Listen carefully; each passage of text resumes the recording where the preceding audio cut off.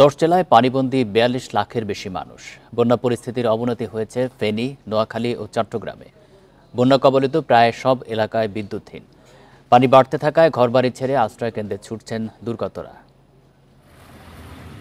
ভারী বৃষ্টি ও উজানের ঢলে ফেনীর বন্যা পরিস্থিতি ভয়াবহ আকার ধারণ করেছে। 6 উপজেলার 3.5 লাখের বেশি মানুষ পানিবন্দী। বন্যা কবলিত প্রায় সব এলাকায় বিদ্যুৎ নেই। বেশিরভাগ মোবাইল টাওয়ার অকেজো হয়ে পড়ায় ব্যাহত হচ্ছে যোগাযোগ।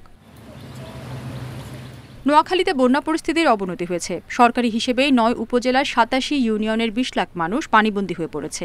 কোনো বাড়িতে কোনো ফ্যামিলি নেই, সবাই রাস্তায় চলে এসেছে। পানি ভরপুর পানি, সব ছেড়ে শুধু আমরা আমাদের সাথে এগুলো নিয়ে আমরা বাচ্চা নিয়ে রোডে এ পর্যন্ত আসছি। রেললাইন পর্যন্ত, রেললাইনের পূর্বে আরো ডুবে গেছে বেশি, পাটারি বাড়িটারি সুদ্ধা। উজানের ঢল অব্যাহত থাকায় চট্টগ্রামের হাটহাজারী, ফটিকছড়ি ও মিরসরাইয়ে বন্যা পরিস্থিতির অবনতি হয়েছে। এর মধ্যে বৃহস্পতিবার রাতে নাজিরহাটে নতুন করে হালদা নদীতে ভাঙন দেখা দেয় নতুন নতুন এলাকায় পানি প্রবেশ করছে। লক্ষ্মীপুরের 4টি পৌরশহর সহ নিম্নাঞ্চলের 40 এলাকা তলিয়ে পানিবন্দী 6 লাখ মানুষ। খাগড়াছড়ি জেলা সদর থেকে পানি নেমে গেলেও দীঘিনালার মেরুং ইউনিয়নের বেশিরভাগ এলাকা এখনও প্লাবিত। এছাড়াও কবাখালী ও বোয়ালখালী ইউনিয়নের কয়েক গ্রাম তলিয়ে আছে। এদিকে শুক্রবার রামগড়ে পাতাছড়া এলাকায় পাহাড় ধসের ঘটনা ঘটে। এখান থেকে আমাদেরকে রেড ক্রিসেন্ট সোসাইটির মেয়েরা ছেলেরা উদ্ধার করছে। আমরা গেছিলাম, অনেক দূরে দূরে ছিলাম। এখন পানি কমে যাওয়াতে আমরা আসছি এলাকায়। খুবই কষ্ট। এখন হাঁস কুড়া মুরগি ছিল, এগুলো মারা গেছে। মৌলভীবাজারের রাজানগর ও কুলাউড়া উপজেলায় 2 শতাধিক গ্রাম প্লাবিত হয়ে দুদিন ধরে পানিবন্দী 2 লক্ষাধিক মানুষ। এদিকে মনু নদের বাঁধে কয়েক স্থানে ভাঙনে প্লাবিত হচ্ছে নতুন নতুন এলাকা। রাজনগরে নরমালি বন্যা হয় না, যেহেতু আমাদের এই ধরনের মানুষের অভিজ্ঞতা নাই, এই কারণে ক্ষয়ক্ষতিটা বেশি হচ্ছে। হবিগঞ্জে খোয়াই নদীর পানি হাওর হয়ে লোকালয়ে প্রবেশ করায় সদর, শায়েস্তাগঞ্জ ও চুনারুঘাট উপজেলার 10,000-এর বেশি মানুষ পানিবন্দী। রেশমি নন্দী, ইন্ডিপেন্ডেন্ট নিউজ। বন্যা পরিস্থিতি নিয়ে জানাতে এবার মৌলভীবাজার থেকে যুক্ত হচ্ছেন সহকর্মী তুহিনুর রশিদ। তুহিন, মৌলভীবাজারে কতগুলি গ্রাম এই মুহূর্তে প্লাবিত আছে, সেখানকার পরিস্থিতি জানাবেন, আর সেখানে ত্রাণ সরবরাহ ঠিকমতো করা যাচ্ছে কিনা?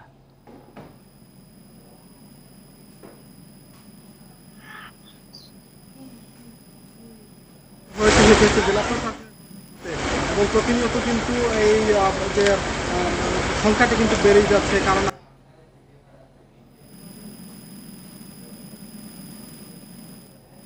সেই 10টি ভাঙন দিয়ে কিন্তু প্রতিনিয়ত পানি প্রবেশ করছে লোকালয়ে। এবং এই যে মনু নদীর যে ভাঙনের ফলে কিন্তু যে পানিগুলি ঢুকছে এখানে কিন্তু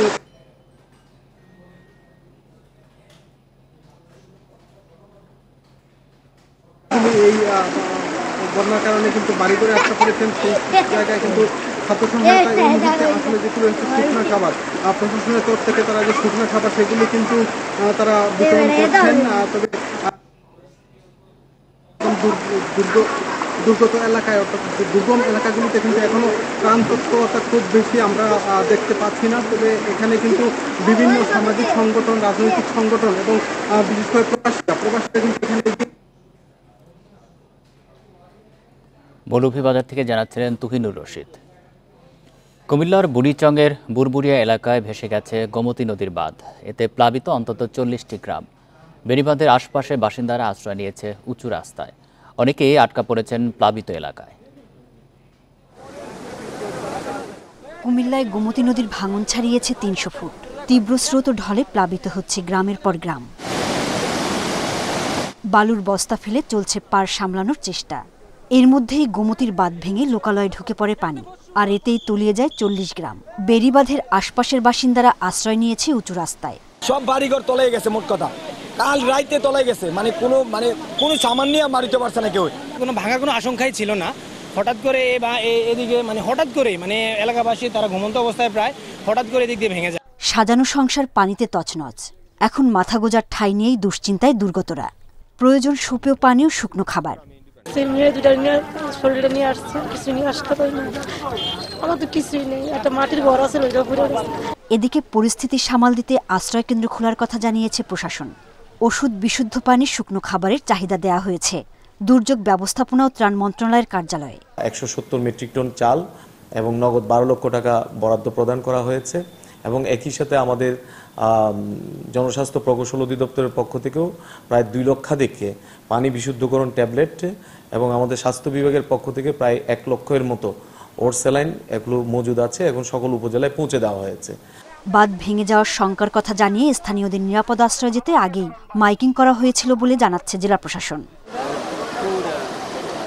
ইন্ডিপেন্ডেন্ট নিউজ। বন্যা এ পর্যন্ত 13 জনের মৃত্যুর তথ্য দিয়েছে দুর্যোগ ও ত্রাণ মন্ত্রণালয়। দুপুরে সচিবালয়ে সংবাদ সম্মেলনে একথা জানান অতিরিক্ত সচিব KM আলী রেজা। এর মধ্যে কুমিল্লায় 4, কক্সবাজারের 3, চট্টগ্রামে 2 এবং ফেনী, নোয়াখালী, ব্রাহ্মণবাড়িয়া ও লক্ষ্মীপুরে মারা গেছে 1 জন করে। এছাড়া 3160টি আশ্রয় কেন্দ্রে রয়েছে 1,88,000 মানুষ। দুর্গত 11 জেলায় এ পর্যন্ত 3,52,00,000 টাকার সহায়তা দেওয়া হয়েছে বলেও জানান অতিরিক্ত সচিব।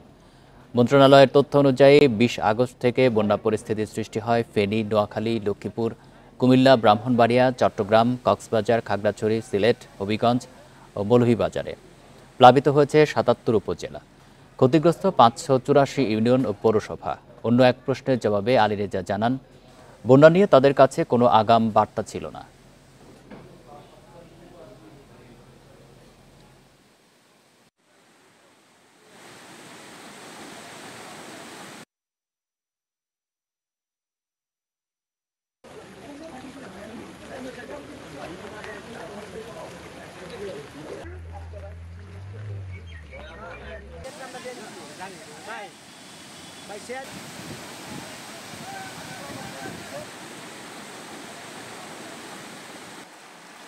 এ পর্যন্ত মৃতের যে আমরা সব মোট তালিকা পেয়েছি, 2 জন মহিলা সহ মোট 13 জন। কুমিল্লায় 4 জন, ফেনীতে 1 জন, চট্টগ্রামে 2 জন, নোয়াখালী 1 জন, ব্রাহ্মণবাড়িয়া 1 জন, লক্ষ্মীপুরে 1 জন এবং কক্সবাজারে 3 জন। 3160টা আশ্রয় কেন্দ্র খোলা হয়েছে। এখানে এই আশ্রয় কেন্দ্রগুলোতে 1,88,739 জনের মতো আমরা ইভাকুয়েট করেছি।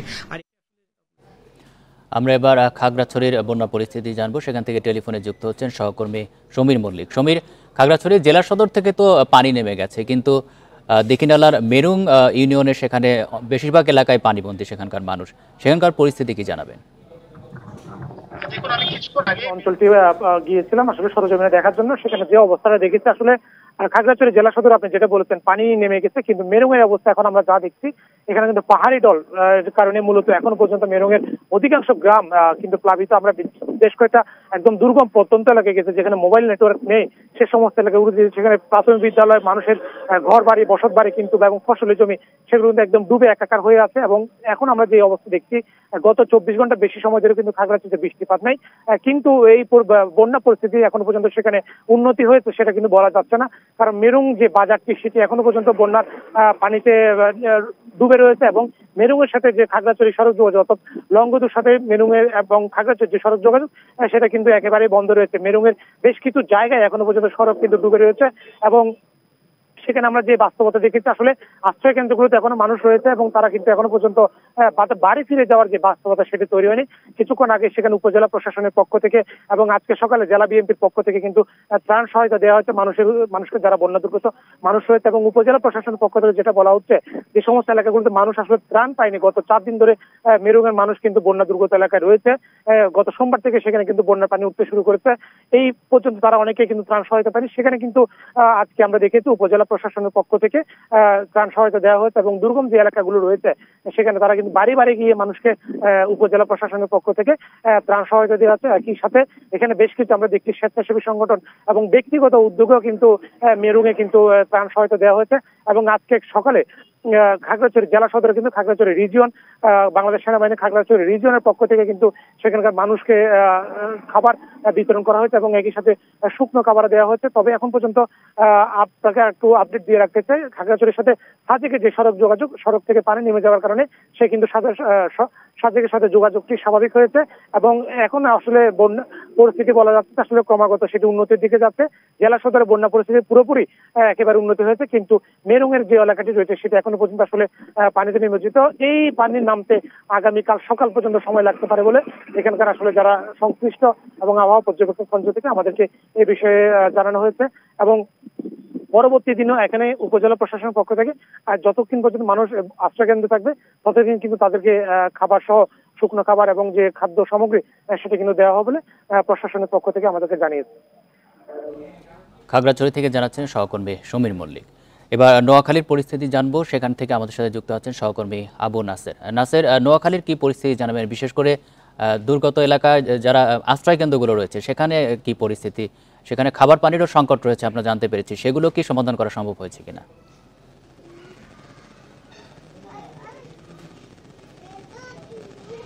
নোয়াখালীতে সরকারি হিসেবে প্রায় 502টি আশ্রয় কেন্দ্রে মানুষজন আশ্রয় নিয়েছে এবং এইসব আশ্রয় কেন্দ্রে প্রায় 80,000 মানুষ আশ্রয় নিয়েছেন বলে জেলা প্রশাসক দেওয়ান মাহবুবুর রহমান সকালে জানিয়েছেন। তো আমি এখন আছি একটি বেসরকারি আশ্রয় কেন্দ্র, যেটি জেলা প্রশাসনের পক্ষ থেকে কিংবা উপজেলা প্রশাসনের পক্ষ থেকে এটিকে আশ্রয় কেন্দ্র হিসেবে তালিকায় রাখা হয়নি। অথচ এরকম অসংখ্য আশ্রয় কেন্দ্র রয়েছে অস্থায়ী, যেগুলোতে বড় দালান আশ্রয় কেন্দ্র, যেগুলোতে লোকজন আশ্রয় নিয়েছেন। এবং এটি কামাল কমপ্লেক্স লক্ষ্মীনারায়ণপুর এলাকার, এটি মূলত একটি মাদ্রাসা। এই মাদ্রাসাতে গতকাল থেকে প্রায় অর্ধশত নারী পুরুষ শিশুরা আশ্রয় নিয়েছেন এখানে, এবং তাদেরকে এই স্থানীয়ভাবে এখান থেকেই খাওয়া দাওয়া 3 বেলা করানো হচ্ছে, নাস্তা করানো হচ্ছে। তাদের বিষয়গুলো যেহেতু এটি একটি কমপ্লেক্স, এখানে মাদ্রাসা, এখানে বিশুদ্ধ পানি এবং অন্যান্য সব সুযোগ সুবিধা রয়েছে, তারাই নিশ্চিত করতেছে। কিন্তু সরকারিভাবে যেসব আশ্রয় কেন্দ্র করা হয়েছে বা অসংখ্য স্কুলে অস্থায়ীভাবে আশ্রয় কেন্দ্র করা হয়েছে, সব জায়গাতে আসলে পর্যাপ্ত ত্রাণ সামগ্রী কিংবা পর্যাপ্ত খাওয়ার, শিশুদের খাওয়ার, বয়স্কদের ওষুধ, যারা অসুস্থ রয়েছেন, এগুলো পৌঁছানো আসলে কঠিন হয়ে গেছে। এবং অনেক আশ্রয় কেন্দ্র আসলে অনেক পানির মধ্যে হওয়ার কারণে, নিমজ্জিত থাকার কারণে আশ্রয় কেন্দ্রে ত্রাণ সামগ্রী সময় মতো পৌঁছানো একটা বড় চ্যালেঞ্জের কারণ হয়ে দাঁড়িয়েছে। যদিও এই আশ্রয় কেন্দ্রটি অপেক্ষাকৃত উঁচু জায়গা হওয়াতে এখানে সহজেই সবকিছু মানুষ আসতেও সহজ হচ্ছে, এখানে এদের নিজস্ব ব্যবস্থাপনায় ওনারা করছেন। তবে আমরা যতটুকু জানতে পেরেছি, শুধু না, এখানে সমস্ত পেশাজীবী সংগঠন, যুব সংগঠন এবং বিবেকবান মানুষ যারা রয়েছে সামাজিক সাংস্কৃতিক সংগঠনের, তারা কিন্তু আজকে দুর্গত মানুষের পাশে দাঁড়িয়েছে যে যার সামর্থ্য অনুযায়ী। পাশাপাশি রাজনৈতিক দল হিসেবে জাতীয়তাবাদী দলের কেন্দ্রীয় কমিটির ভাইস চেয়ারম্যান মোহাম্মদ শাহজাহানের নেতৃত্বে আজকে কিন্তু নোয়াখালীর ব্যাপক এলাকাতে ত্রাণ কার্যক্রম তার দলের লোকজন চালাচ্ছেন। এবং জামায়াতে ইসলামের কেন্দ্রীয় আমির গতকাল চৌমুনি এলাকাতে ত্রাণ কার্যক্রম পরিদর্শন করেছেন। আজকে তত্ত্বাবধায়ক সরকারের উপদেষ্টা, ক্রীড়া উপদেষ্টা মহোদয় এখানে আজকে ত্রাণ কার্যক্রম থেকে শুরু করে সার্বিক বন্যা পরিস্থিতি তদারকি করবেন এবং এই এলাকার মানুষের সাথে, প্রশাসনের সাথে, রাজনৈতিক নেতাদের সাথে বিকেল 5টায় জেলা প্রশাসকের কার্যালয়ে মত বিনিময় করবেন এবং সেখান থেকে তিনি বেশ কিছু নির্দেশনা দেবেন বলে আমরা জানতে পেরেছি। তবে এখন হচ্ছে সবচাইতে বড় যে চ্যালেঞ্জ, সেটি হচ্ছে যে দুর্গত এলাকার অসংখ্য মানুষ এখনও বাড়িঘরের মধ্যে পানিবন্দী হয়ে আটকা পড়ে আছেন এবং রাস্তাঘাট একেবারে অনেকটা তলিয়ে যাওয়ার কারণে, অনেক রাস্তার উপরে 5 ফুট, 6 ফুট, 7 ফুট পানিও উঠে যাওয়ার কারণে আসলে মানুষকে আশ্রয় কেন্দ্রে এখনও অনেক মানুষ আসতে চাচ্ছে, কিন্তু আশ্রয় কেন্দ্রে আসতেও কষ্ট হচ্ছে। তো তাদেরকে নিরাপদে আশ্রয় কেন্দ্রে নিয়ে আসাটা কিন্তু একটা বড় চ্যালেঞ্জ। পাশাপাশি যারা অসুস্থ রয়েছে, যারা বৃদ্ধ রয়েছেন, যারা শিশু রয়েছেন, তাদের জন্য আমরা জানি বিশেষ সুরক্ষা ব্যবস্থা নিশ্চিত করা প্রয়োজন। এই বিষয়গুলোকে বিশেষায়িত করে যার যেটুকু চাহিদা ওই অনুযায়ী যদি শিশু খাদ্য, বয়স্কদের জন্য যা প্রয়োজন সেটি, এবং যে অসুস্থ যারা রয়েছেন তাদের জন্য চিকিৎসার ব্যবস্থা করা যায়, তাহলে কিন্তু এই মানুষগুলোর দুর্ভোগ কিছুটা কমবে। ইতিমধ্যে সিভিল সার্জন জানিয়েছেন যে এখানে 88টি মেডিকেল টিম গঠন করা হয়েছে। পাশাপাশি যুব রেড ক্রিসেন্টের স্বেচ্ছাসেবকরা এবং বৈষম্য বিরোধী ছাত্র আন্দোলনের নেতৃবৃন্দ এখানে কাজ করছেন। এ হচ্ছে আমার কাছে এখানকার সর্বশেষ। নোয়াখালী থেকে জানাচ্ছেন সহকর্মী আবু নাসের। এবার চট্টগ্রামের বন্যা পরিস্থিতি জানবো, সেখান থেকে যুক্ত আছেন সহকর্মী আলমগীর সবুজ। সবুজ, চট্টগ্রামের পরিস্থিতি জানাবেন, বিশেষ করে আশ্রয় কেন্দ্রে সেখানে কত মানুষ এই মুহূর্তে রয়েছেন, তাদের দুর্ভোগের চিত্র কেমন?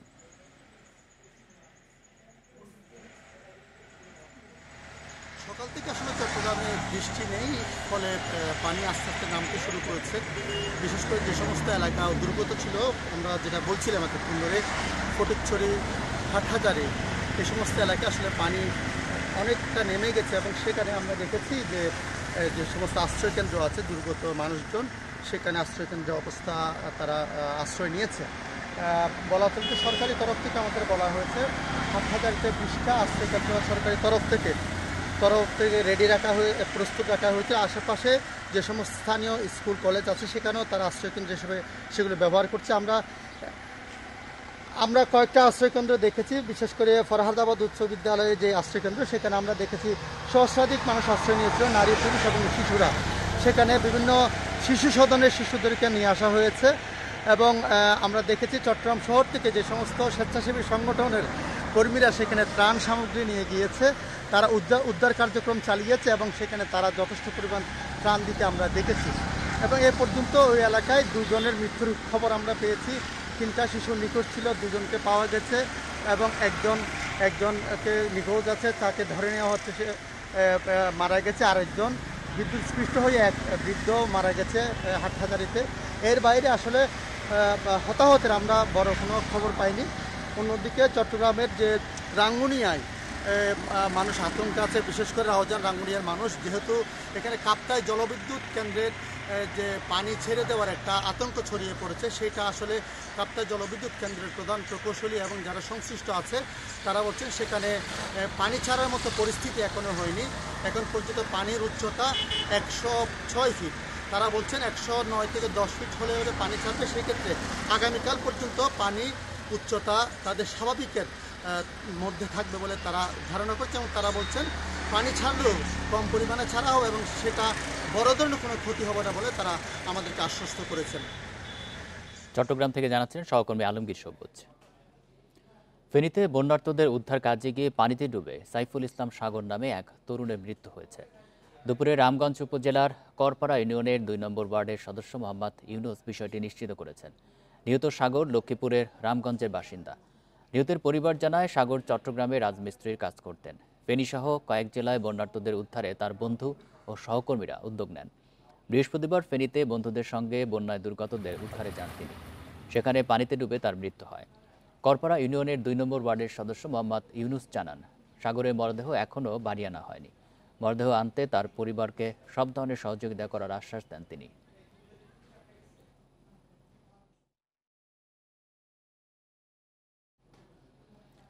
টানা বৃষ্টি ও উজানের ঢলে রাঙ্গামাটির কাপ্তাই হ্রদের পানি বাড়তে শুরু করেছে। এতে ডুবে গেছে ঝুলন্ত সেতু। এমন পরিস্থিতিতে পর্যটকদের চলাচলের জন্য বন্ধ করে দিয়েছে কর্তৃপক্ষ। রাঙ্গামাটি পর্যটন হলিডে কমপ্লেক্সে ব্যবস্থাপক আলো বিকাশ চাকমা জানান, টানা বর্ষণের কারণে কাপ্তাই হ্রদের পানি বৃদ্ধি পাওয়ায় ঝুলন্ত সেতুটি প্রায় 1 ফুট পানিতে ডুবে যায়। দর্শনার্থীদের চলাচলের জন্য পর্যটনের ঊর্ধ্বতন কর্তৃপক্ষের অনুমোদন নিয়ে সাময়িকভাবে বন্ধ করে দেওয়া হয়েছে। তবে পানি কমে গেলে দর্শনার্থীদের চলাচলের জন্য উন্মুক্ত করে দেওয়া হবে বলে জানান তিনি।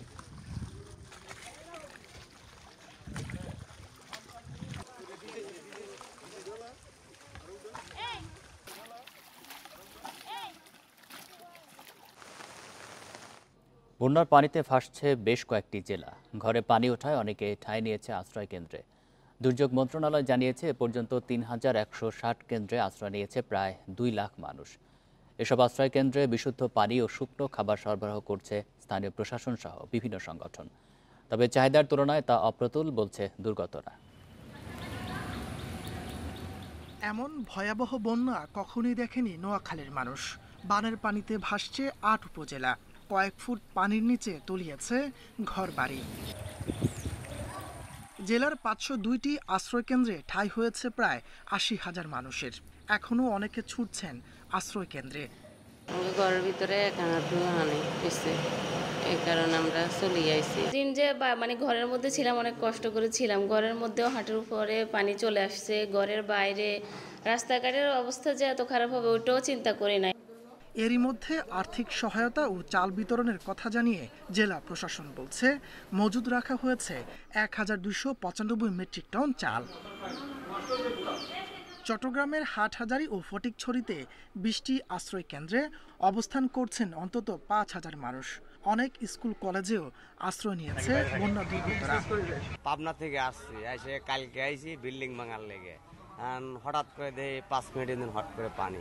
আশ্রয় কেন্দ্রে আসছে তাদেরকে আমি ধৈর্য ধরার জন্য আহ্বান যাবো। আমরা প্রত্যেকটা আশ্রয় কেন্দ্রে আমরা ত্রাণ পৌঁছে দেওয়ার চেষ্টা করতেছি এবং আশা করি আমরা সমন্বয়ের মাধ্যমে প্রত্যেকটা আশ্রয় কেন্দ্রে আমরা ত্রাণ পৌঁছাতে পারবো। মৌলভীবাজারের বিভিন্ন আশ্রয় কেন্দ্রে থাকা দুর্গতদের জন্য 285 মেট্রিক টন চাল ও নগদ অর্থ বরাদ্দ দিয়েছে সরকার। যোগাযোগ ব্যবস্থার কারণে ওই যে এখন আসলে চাল দেওয়ার মতো ব্যবস্থা নাই। আপাতত আমরা শুকনা খাবার এগুলোর মধ্যে আমরা আছি আর কি, মানে শুকনা খাবার দেওয়ার ব্যবস্থা চলমান আছে। লক্ষ্মীপুরে 185টি আশ্রয় কেন্দ্র প্রস্তুত রয়েছে। এরই মধ্যে আশ্রয় নিয়েছে 15,000 মানুষ। তবে চরম আকার নিয়েছে শুকনো খাবার ও বিশুদ্ধ পানির সংকট। আর আশপাশের হয়তো 200টা বাড়ি ছাড়া বাকিগুলো সবাই পানি ভর্তি। চাঁদপুরে আশ্রয় কেন্দ্রগুলোতে প্রশাসনের পক্ষ থেকে বিশুদ্ধ পানি ও শুকনো খাবার সরবরাহ করা হচ্ছে। তাপস সরকার, ইন্ডিপেন্ডেন্ট নিউজ। বন্যা পরিস্থিতির সবশেষ জানাতে কুমিল্লা থেকে যুক্ত হচ্ছেন সহকর্মী তানভীর খন্দকার। তানভীর, কুমিল্লার গোমতী নদী যেখানে বাঁধ ভেঙে গেছে সেখানকার পরিস্থিতি জানাবেন। আর যুব আর ক্রীড়া উপদেষ্টাও তো সেখানে গিয়েছিলেন, তিনি কি বললেন, তার সাথে কথা হয়েছে কিনা? আমরা সর্বশেষ তথ্য যেটি পেয়েছি, বুড়িচং উপজেলার 7টি ইউনিয়ন সবচেয়ে বেশি ক্ষতিগ্রস্ত হয়েছে গোমতীর বাঁধ ভাঙনে। সেখানে 1,60,000 মানুষ ইতিমধ্যে কিন্তু পানি বন্দী হয়ে আছে। তাদের মধ্যে কিন্তু 15,000 মানুষ আশ্রয়কেন্দ্রে আশ্রয় নিয়েছে বলে আমরা উপজেলা প্রশাসন সূত্রে জানতে পেরেছি।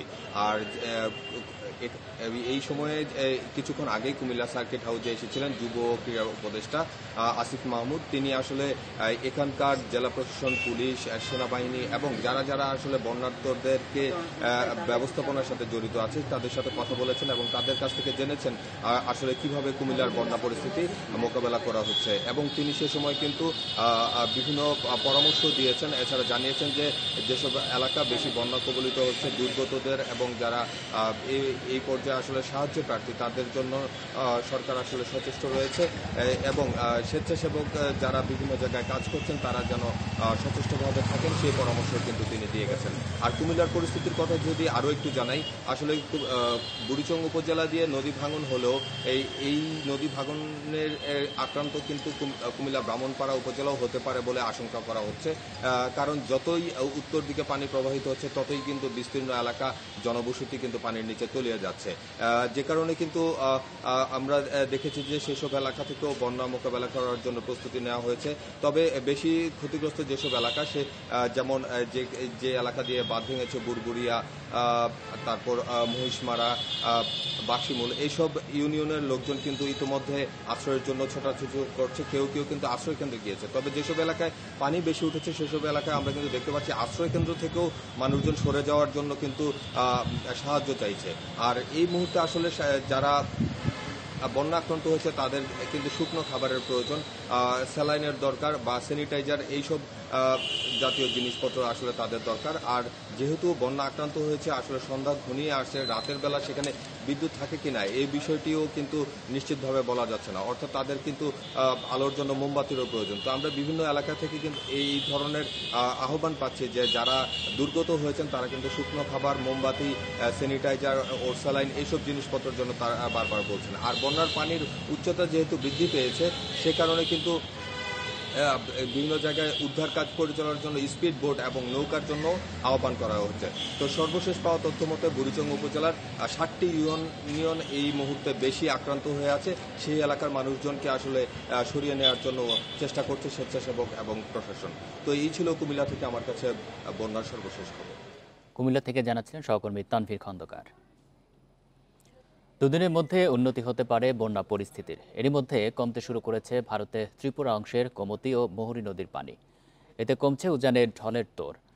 রোববার নাগাদ দুর্গত এলাকার নদীর পানি বিপদসীমার নিচে আসার আভাস দিচ্ছে বন্যা পূর্বাভাস ও সতর্কীকরণ কেন্দ্র।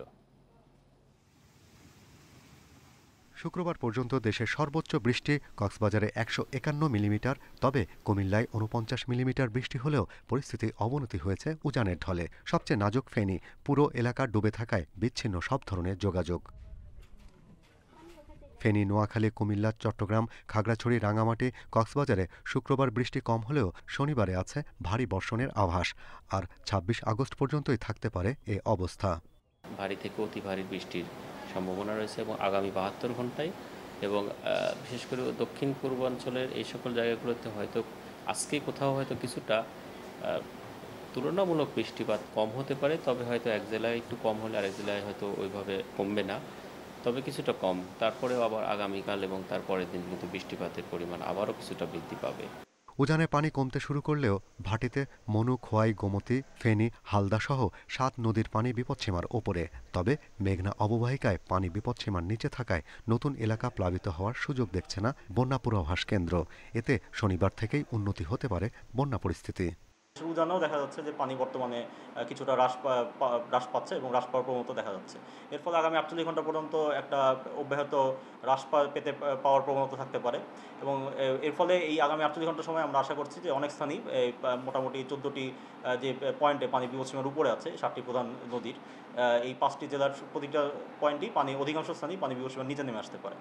এছাড়া গঙ্গা, পদ্মা, ব্রহ্মপুত্র ও তিস্তা অববাহিকায় পানি বিপদসীমার অনেক নিচে থাকায় সারা দেশে বন্যার শঙ্কা দেখছে না বন্যা পূর্বাভাস ও সতর্কীকরণ কেন্দ্র। Shahriar Anirban, independent news, Dhaka.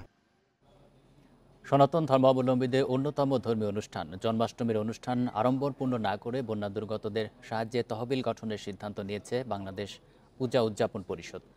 গীতাযজ্ঞ, কৃষ্ণ পূজা ও ঐতিহাসিক শোভাযাত্রা বের করা হলেও কিছু অনুষ্ঠান সংক্ষিপ্ত করারও ঘোষণা দেওয়া হয়। দুপুরে ঢাকেশ্বরী মন্দিরে এক সংবাদ সম্মেলনে পরিষদের নেতারা জানান, বৈষম্য বিরোধী ছাত্র জনতার আন্দোলনে বিজয়ের এক নতুন অধ্যায়ে দেশ। ভিন্ন এই প্রেক্ষাপটে 26 আগস্ট অনুষ্ঠিত হতে যাওয়া জন্মাষ্টমী অনুষ্ঠানও স্বতঃস্ফূর্ত ও নিরাপদে হবে বলে বিশ্বাস নেতৃবৃন্দের। তবে বন্যায় কুমিল্লা, নোয়াখালী সহ 10টিরও বেশি জেলার মানুষের জনজীবন বিপর্যস্ত হয়ে পড়ায় সারা দেশের পূজা উদযাপন পরিষদের নেতৃবৃন্দকে জন্মাষ্টমী অনুষ্ঠান থেকে তহবিল গঠনের নির্দেশনা দেওয়া হয়। সংবাদ সম্মেলনে সাম্প্রদায়িক হামলার তীব্রতা কমে গেলেও নীরব চাঁদাবাজি ও হুমকি দেয়ায় উদ্বেগ জানানো হয়। অবিলম্বে এই পরিস্থিতির অবসানের দাবিও জানায় পূজা উদযাপনের নেতারা। সারা বাংলাদেশে রাজধানী ঢাকা সহ জন্মাষ্টমী উৎসবের ব্যয় কাটেল করে আমরা এই টাকা বন্যার্তদের সাহায্যার্থে বিতরণের উদ্যোগ নিয়েছি। ইতিমধ্যে দেখছেন সমগ্র বাংলাদেশ।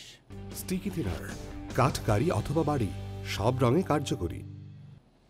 বন্যার প্রভাব পড়েছে নিত্যপণ্যের বাজারে। দেশের বিভিন্ন জায়গায় সরবরাহ সংকটের অজুহাতে বেড়েছে সবজি, মরিচ, পেঁয়াজ ও মুরগির দাম।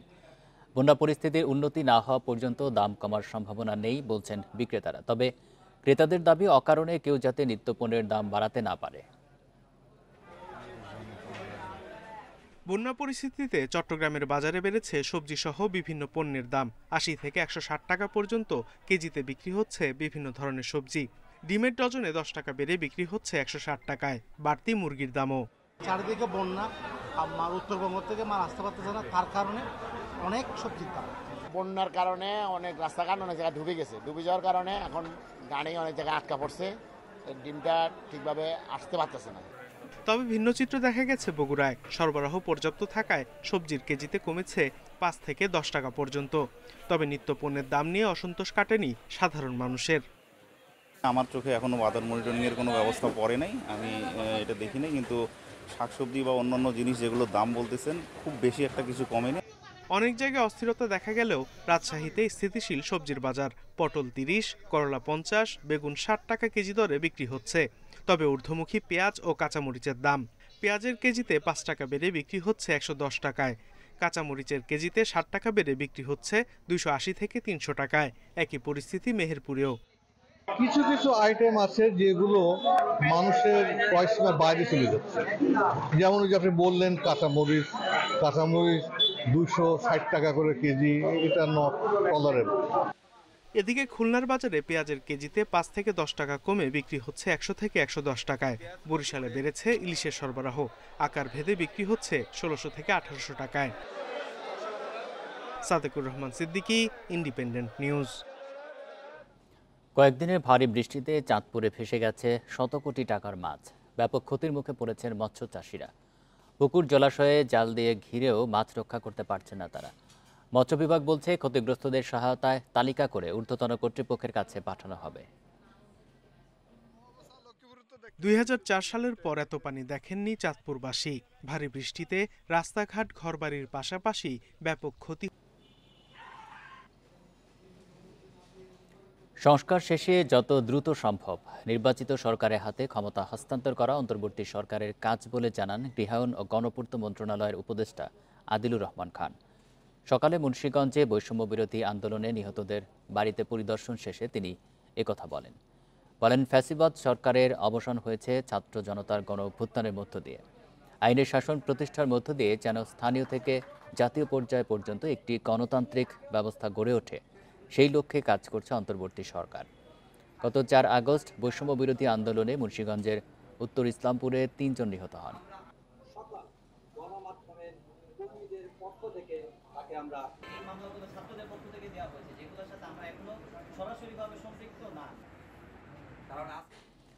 পটুয়াখালী পৌর অডিটোরিয়ামের অর্থ আত্মসাতের অভিযোগে সাবেক মেয়র শফিকুল ইসলাম সহ 6 জনের বিরুদ্ধে মামলা দায়ের করা হয়েছে।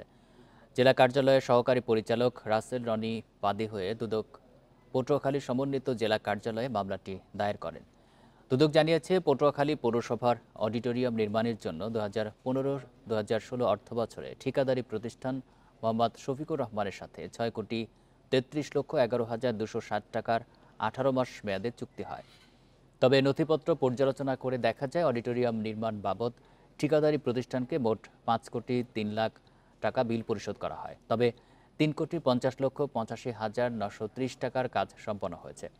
এক্ষেত্রে 1,52,14,070 টাকার অতিরিক্ত বিল পরিশোধ করে আত্মসাৎ করা হয়েছে বলে দুদকের অনুসন্ধানে উঠে এসেছে। বৈষম্য বিরোধী আন্দোলনের সময় সহিংসতায় চট্টগ্রাম নগরের 16টি থানার 74টি গাড়ি ক্ষতিগ্রস্ত হয়, যা মোট যানবাহনের অর্ধেকের কাছাকাছি। সংকট কাটাতে প্রতি থানাকে একটি করে গাড়ি ভাড়ায় নেওয়ার নির্দেশ দিয়েছে সিএমপি। এতে টহল আর সেবা কার্যক্রম ব্যাহত হচ্ছে। এই অবস্থায় নগরের নিরাপত্তা নিয়ে শঙ্কায় সচেতন নাগরিকরা। ছাত্র জনতার আন্দোলন ঘিরে আগস্টের শুরুর দিকে সহিংসতার শিকার হয় চট্টগ্রাম শহরের বিভিন্ন থানা। পোড়ানো হয় অনেক গাড়ি, চলে ভাঙচুরও। থানার সামনে এখনো পড়ে আছে ক্ষতিগ্রস্ত এসব যান। কর্মকর্তারা জানাচ্ছেন, চট্টগ্রাম মেট্রোপলিটনে ক্ষতির শিকার গাড়ির সংখ্যা 74টি, অথচ 16টি থানায় মোটরসাইকেল আর গাড়ি মিলিয়ে যানবাহন ছিল প্রায় 150। এত যান একসঙ্গে অচল হওয়ায় সংকটে থানাগুলো। তদন্ত সহ নিয়মিত কাজে ব্যাঘাত ঘটছে। আমার পিস্তলটা নাই, আমার গাড়ি নাই, আমার কম্পিউটার নাই, আমি যে কিছু করব সেটাই না, তো আমি কি দিয়ে তাকে সেবা দিব? আমি তো হেঁটে গিয়ে সেবা দিতে পারবো না। ওইটা আমাদের জন্য একটা বড় চ্যালেঞ্জ। তারপর আমাদের ঊর্ধ্বতন কর্তৃপক্ষ যারা আছেন, অলরেডি আমাদের কিছু গাড়ি সম্ভবত ভাড়া করা হয়েছে, আমি শুনেছি, সেগুলো দিয়ে আমরা সাপোর্ট দেওয়ার চেষ্টা করছি। সিএমপির হিসাবে সহিংসতায় শুধু যানবাহনের ক্ষেত্রে আর্থিক ক্ষতি হয়েছে 13.5 কোটি টাকার। থানায় একটা গাড়ি থাকবে, একই সঙ্গে সঙ্গে একটা ভাড়া গাড়ি আমি দিয়েছি, যাতে পুলিশ যতদূর সম্ভব যতটুকু এরিয়া কাভার করা যায় সেই এই এরিয়াটুকু কাভার করার জন্য তারা টহল দেবে। এমন বাস্তবতায় নগরের নিরাপত্তা নিয়ে চিন্তিত বিশিষ্টজনেরা। পরিস্থিতি সামলাতে দ্রুত ব্যবস্থা নেওয়ার তাগিদ তাদের। জরুরি ভিত্তিতে এই লাক্সারি গাড়ির প্রয়োজন নেই, মানে আমাদের দেশে চলতে পারে, সচল থাকবে এরকম গাড়ি খুব জরুরি ভিত্তিতে ব্যবস্থা করাটা প্রয়োজন। নতুন গাড়ির বরাদ্দ চেয়ে স্বরাষ্ট্র মন্ত্রণালয়ে প্রস্তাব পাঠানোর পরিকল্পনা রয়েছে সিএমপির। Abdullah Rakib, Independent News, Chattogram. গাজীপুরে কালিয়াকৈরে চন্দ্রায় বকেয়া বেতনের দাবিতে একটি তৈরি পোশাক কারখানার শ্রমিকরা ঢাকা-টাঙ্গাইল মহাসড়ক অবরোধ করে বিক্ষোভ করেছে। সকালে চন্দ্রার খারাজোড়া এলাকায় এই বিক্ষোভ করে শ্রমিকরা। বিক্ষোভকারী শ্রমিকরা জানায়, গত 3 মাস ধরে মালিকপক্ষ তাদের বেতন দিচ্ছে না। এছাড়া অনেক কর্মী শ্রমিকের 5 মাসের পাওনা বেতনও দেয়নি বলে মালিকপক্ষের বিরুদ্ধে অভিযোগ করে শ্রমিকরা। পুলিশ জানিয়েছে, কয়েকদিন থেকে মাহমুদ জিন্স লিমিটেডের শ্রমিকরা বকেয়া বেতনের দাবিতে বিক্ষোভ করে আসছিল। শুক্রবার ছুটির দিন হওয়ায় শ্রমিকরা একত্রিত হয়ে ঢাকা-টাঙ্গাইল মহাসড়ক অবরোধ করে বিক্ষোভ শুরু করে। এর জেরে 5 ঘন্টা ঢাকার সঙ্গে উত্তরবঙ্গের যান চলাচল বন্ধ ছিল।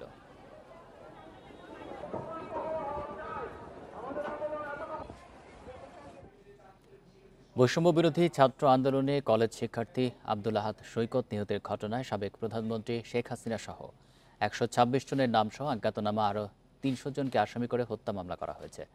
গতরাতে নিহতের বাবা নজরুল ইসলাম মামলাটি করেন। মামলায় উল্লেখ করা হয়, নিহত সৈকত ঢাকা কমার্স কলেজের একাদশ শ্রেণীর ছাত্র ছিল। গত 5 আগস্ট আন্দোলনে সাভারের মুক্তির মোড়ে গুলিবিদ্ধ হন তিনি। আশঙ্কাজনক অবস্থায় হাসপাতালে নেওয়া হলে চিকিৎসক তাকে মৃত ঘোষণা করেন। এই ঘটনায় নির্দেশদাতা হিসাবে শেখ হাসিনা, সাবেক স্বরাষ্ট্রমন্ত্রী আসাদুজ্জামান খান, সাবেক সড়ক পরিবহন ও সেতুমন্ত্রী ওবায়দুল কাদেরকে আসামি করা হয়েছে।